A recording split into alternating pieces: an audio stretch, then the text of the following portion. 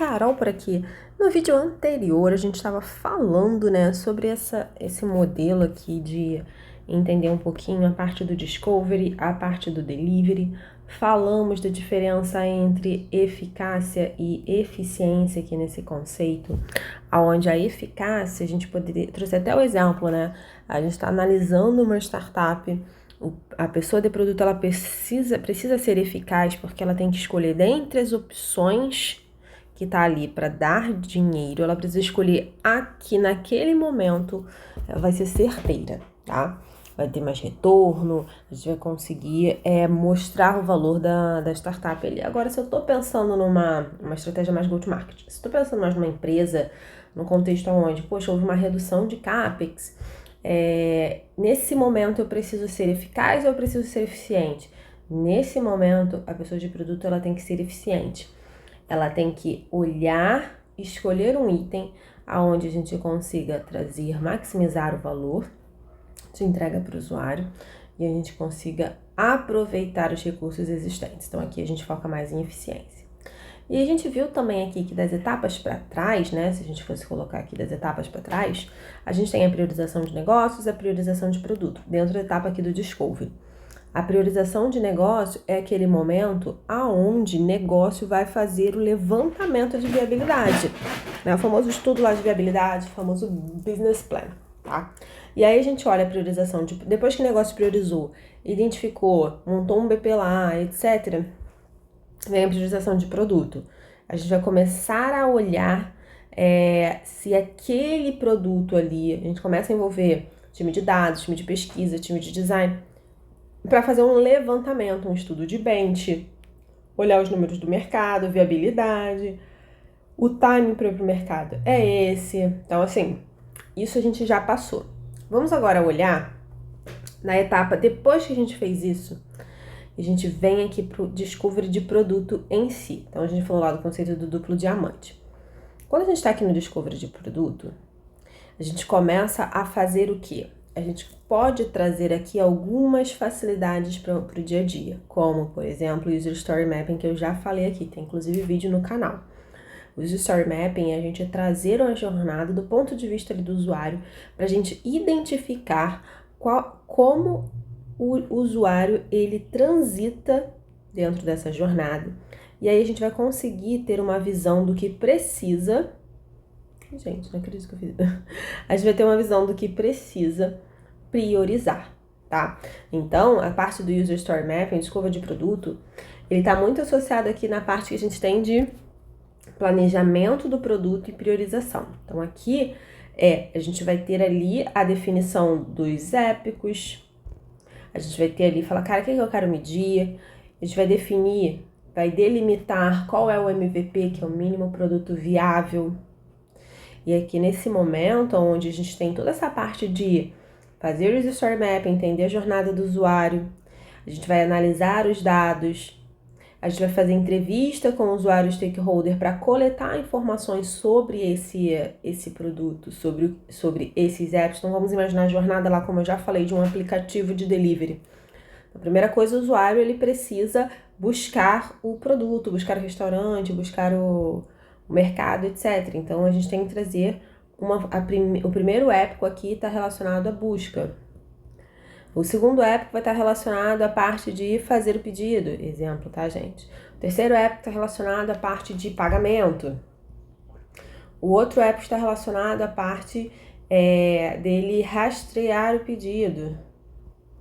Então, eu sabendo quais são os grandes épicos que eu tenho, a gente vai conseguir delimitar o que precisa ser feito. E aí a gente tem aqui a facilidade para fazer a quebra de histórias, uma vez que eu já defini quais os meus grandes marcos, tá? Então aqui eu tô no momento de eu definir o meu épico, então eu vou listar quais são os grandes marcos. E aí, do épico, então a gente tem o épico, eu vou trazer as features, e depois das features eu trago as histórias, tá bom? Então, em ordem ali, deixa eu tentar que fica assim mais fácil. Em ordem, eu tenho o épico. Depois do épico, eu tenho a feature. A feature aqui. E um épico, ele pode associar mais de uma feature, Então, um épico ali que a gente falou de buscar restaurantes. Eu posso ter feature de cadastrar o restaurante, a feature de localizar o restaurante, a feature de exibir o pedido, né? E aí, da feature, eu consigo quebrar ela em histórias. E a história é esse daqui, que eu vou ter lá na minha lista de backlog, que eu vou ficar puxando sempre. Falar, cara, esse daqui que eu vou priorizar agora. Vambora, vamos desenvolver. Entregamos. Entreguei valor. E aí, a User Story Mapping, ela nos ajuda a ter essa visão do que eu preciso priorizar, tá? Porque senão tudo é prioridade.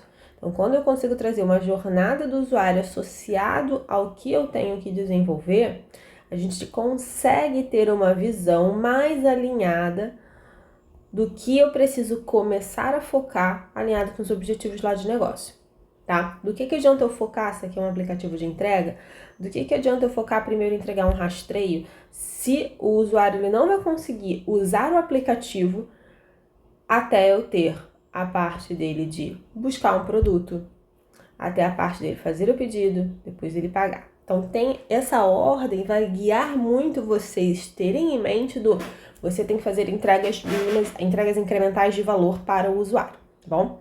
Então, aqui a gente olhou a parte do discovery de produto, ele nos ajuda muito com a gente ter ali uma visão do que precisa ser priorizado, a gente sai com um roadmap micro aqui, e a gente consegue dar tempo para o time de UX Design aqui, para eles focarem em produzir, fazer os handoffs, produzir as telas, etc. E a gente vai fazendo esse trabalho. Depois eu vou fazer um vídeo explicando do Dual Tracking, que é uma forma de trabalhar bem interessante, onde a gente tem esse processo muito rápido, né? Tem design, aí já joga para produção, depois puxa. Então, eu vou trazer um vídeo só falando do Dual Tracking. Uma vez que a gente terminou essa parte de discovery de produto, aí agora a gente entra no segundo momento aqui do diamante, né? Que é o momento do delivery. Nesse momento aqui, que eu já sei o que eu tenho que fazer, eu já tenho a lista, eu já fiz as pesquisas, eu já levantei os épicos, já sei quais são as minhas features, já tô quebrando ali as histórias. Esse momento aí sim, de todo esse fluxo que a gente falou, é nesse momento que entra o time de desenvolvimento, tá? E aí aqui vai levantar, cara, o que eu preciso desenvolver? Eu vou ter que fazer um microserviço? Não, eu preciso ter uma API? Vamos fazer o quê? Vamos fazer uma POC, um Proof of Concept, né? Uma prova de conceito aqui para ver se para validar se funciona o que a gente precisa ali para a história, etc.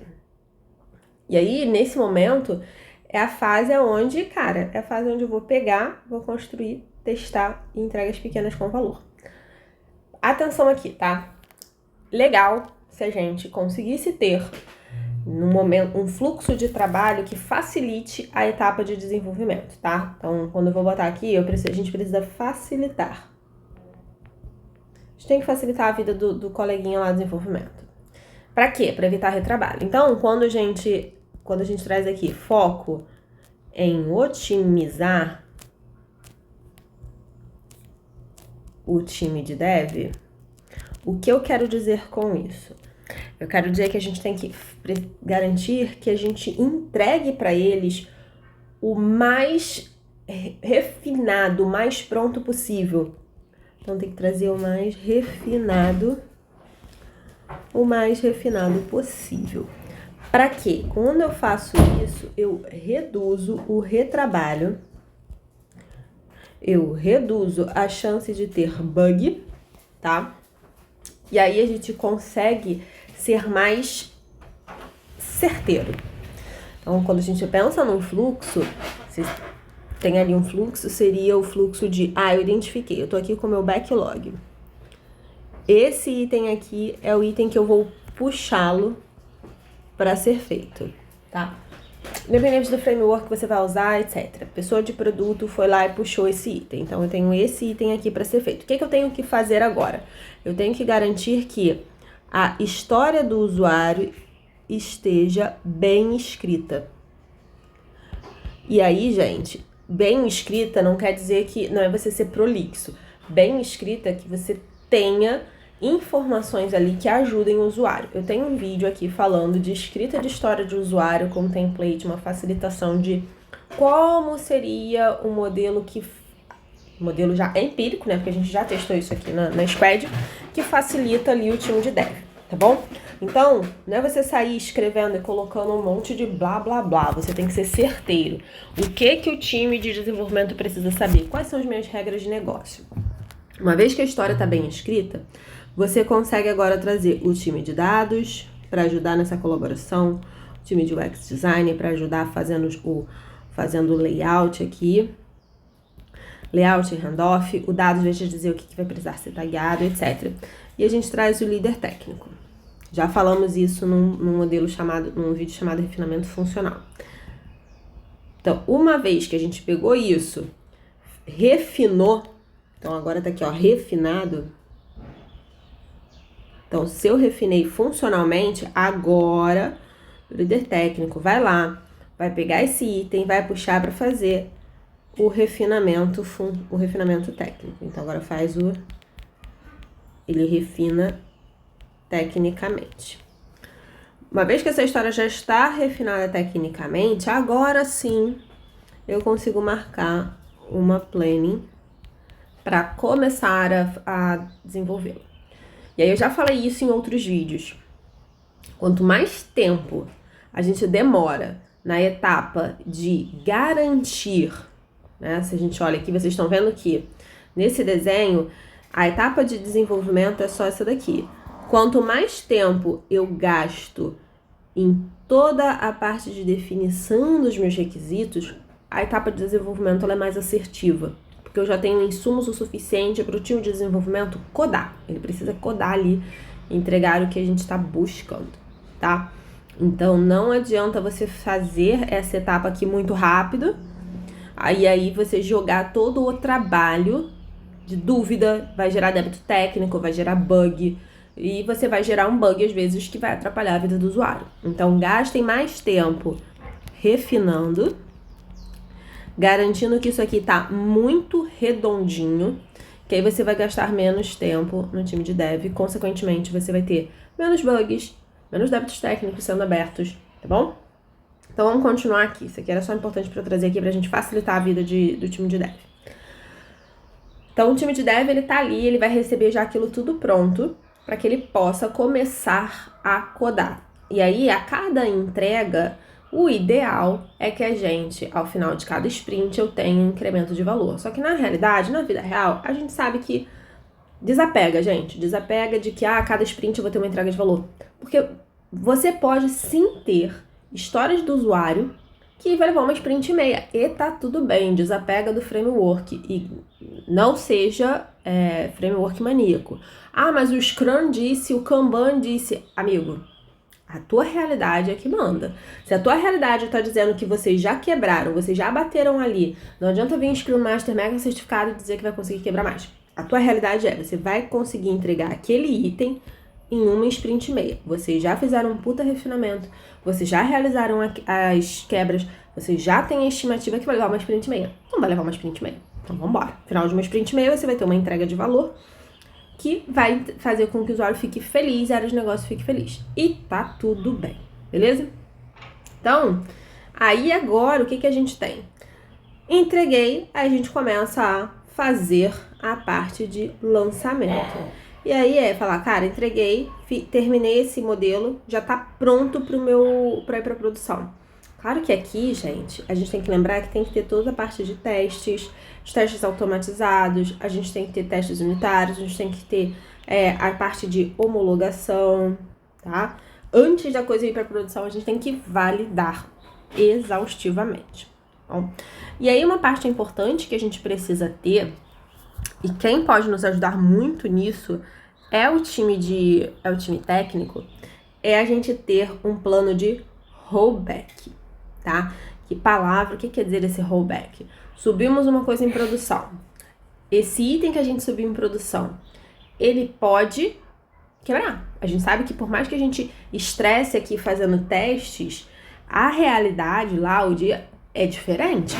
Então, pode ser que dê pau. E se é uma funcionalidade, se é algo vital ali para a empresa, então, exemplo, a gente subiu aqui, fizemos a migração de um funil, a gente tinha que ter um plano de rollback, um plano de contorno. E aí esse plano de contorno caso dê problema, o que a gente faz? Então, deu ruim. E agora? Né? E quem tem que nos ajudar fazendo isso é o time técnico, é o time ali de segurança, o time de segurança, o time técnico. A gente precisa ter um plano de, cara, aquela aplicação falhou, desliga e volta para o que tinha durante um período de tempo, tá? Rollout, qual a diferença de rollback para rollout, tá? Rollback eu tinha uma aplicação funcionando, eu subi uma nova. E aí eu vou ficar com essa daqui em stand-by. A nova vai ficar durante um tempinho, deu pau. Eu desligo a nova e eu volto para a antiga. É como se eu tivesse aqui a linha do trem. Eu tenho 2 caminhos. Eu construí a estrada nova e eu tenho a estrada antiga. Se a gente identificar que a estrada nova começou a dar problema, a gente vai e desliga a estrada nova e volta o fluxo para a antiga até a gente consertar essa, tá bom? O famoso bypass, quando também tem cirurgia cardíaca, etc. Rollout. O que é o rollout? Rolloutar. A gente já viu até esses termos aqui aportuguesados. Rolloutar eu subir, vamos lá, fizemos aqui uma subida para 10%. Cara, eu quero rolloutar isso para uma marca, né? Subi 10%, fiz todas as entregas. Então, a marca 1, ela já tá pronta. Eu vou rolloutar. Eu vou pegar tudo isso que eu fiz e já tá pronto para eu fazer o rollout dessas entregas para as outras marcas. Tá? Então, rolloutar é passar como se fosse um rolo mesmo. Eu estou levando tudo que eu já entreguei para as outras marcas. Rollback é um plano de, cara, deu ruim, deu problema, corta, volta para o que tinha pra gente controlar. E aqui, isso aqui é muito mais técnico, mas que a gente precisa, pessoas de produto, precisamos estar de olho. Monitoração, tudo que subiu, precisamos estar olhando. Aqui é legal vocês terem uma visão dos logs de erro. Então, se a sua aplicação, ela tá ali ela tá numa AWS, você consegue pedir para o time dev construir alguns dashes de monitoramento para você, para saber a quantidade de logs de erro que aconteceram. E aí quem tem que dar isso para vocês é o time técnico, tá? A pessoa de produto tem que saber, cara, quais são os erros mais ofensores que aconteceram naquele momento. A gente tem que saber isso. A gente não precisa estar lá abrindo o CloudWatch ou o AppDynamics, que são essas ferramentas, e tá vendo. Mas você precisa ter muito, muito alinhado com o teu parceiro de desenvolvimento, líder técnico ali, que, cara, deu ruim, me diz o que deu ruim pra gente pensar, você tem que ajudar a resolver esses impedimentos, tá bom? Aí isso aqui é muito o que acontece quando a gente vai subir algo em produção. A gente tem que fazer testes de carga pra ver se, exemplo, eu tô trocando aqui um funil novo, né? Tô botando um novo funil, tô botando um novo e-commerce, eu tenho que garantir que aquele ambiente, que aquela plataforma, ela vai aguentar o tráfego, vai aguentar as requisições que estão sendo feitas. Então a gente faz um estresse de carga. A gente põe ali durante um período de tempo uma carga muito maior, é o famoso teste de carga que é feito em pontes, etc, né? Pra ver se o concreto aguenta, tá? Basicamente, gente, se vocês forem olhar esse fluxo aqui como um todo, a etapa de discovery, a etapa de delivery, desde o momento onde a área de negócio faz todo o levantamento do que precisa ser feito, faz um BP, etc. A parte realmente onde o produto põe a mão na massa de desenvolver é esse pedaço aqui, gente. Desenvolvimento é aqui. Olha quanta coisa tem além, tá? Bom, é isso, pessoal. Espero que vocês tenham curtido o vídeo. Esse vídeo era pra gente fechar esse tema desse modelinho aqui, onde a gente tem várias etapas, tá? E rever alguns conceitos que eu já falei em outros vídeos. Lembre-se de curtir o vídeo, de compartilhar, de deixar um comentário. Se inscreva no canal e dúvidas, sugestões, comentários, deixa aqui pra gente. Valeu, pessoal. Obrigadão.